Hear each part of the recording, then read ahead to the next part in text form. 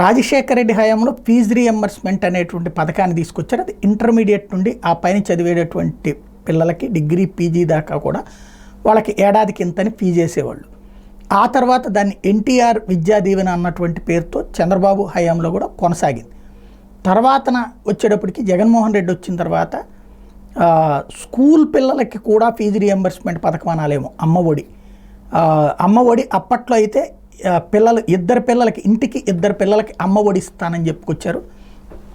15,000 రూపాయలు చొప్పున నవరత్నాల్లో అదొక హామీ. అయితే ఆ తర్వాత ఒక 15,000 రూపాయలు మాత్రమే ఇచ్చారు. దాన్ని 5 ఏళ్ళు తప్పుపడతా వచ్చింది తెలుగుదేశం పార్టీ. మోసం చేశారు అన్నటువంటిది, మోసం గురు అంటూ అప్పట్లో ఆంధ్రజ్యోతి కథనాలు కూడా రాసింది.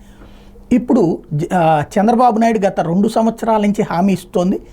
ఆ అమ్మఒడి ప్లేస్లో తల్లికి వందనం అన్నటువంటి పేరుతో 15,000 రూపాయలు పిల్లలకి ఎంతమంది ఉంటే అంతమందికి ఇస్తాను, జగన్ చేసిన మోసం నేను చెయ్యను అని చెప్తా వచ్చారు.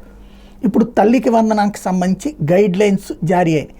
ఏంటయ్యా అంటే ఒక కుటుంబానికి ఆధార్ కార్డు ఆధారంగా, ఆధార్ లేకపోతే 7 రకాలైనటువంటి కార్డులు తీసుకుని వాళ్ళని అర్హులుగా గుర్తించాలని చెప్పి పేదరికం దిగువన ఉన్నటువంటి వాళ్ళకి ఇది వర్తింపచేయాలని, అదే సందర్భంలో 15,000 రూపాయలు అన్నటువంటిది అనౌన్స్ చేస్తూ 15,000 రూపాయలు అంటే ఒక్కళ్ళకే వస్తుంది.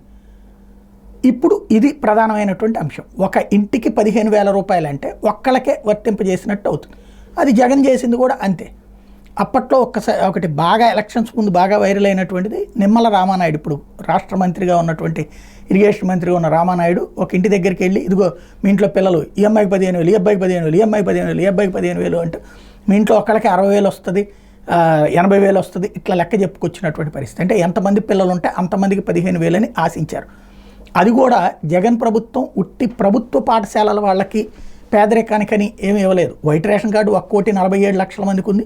ఆ రేషన్ కార్డే ఆధారంగా ఇచ్చేసింది. ఇప్పుడు దానికి అప్పుడు ఆధార్ని కూడా తీసుకున్నారు. బట్ మెయిన్ చూసింది వైట్ రేషన్ కార్డు ఉందా లేదని. ఇప్పుడు ఆధార్ కార్డు ఆధారంగా ఇస్తే చాలా వరకు సగం మందికి వెళ్ళిపోతుంది.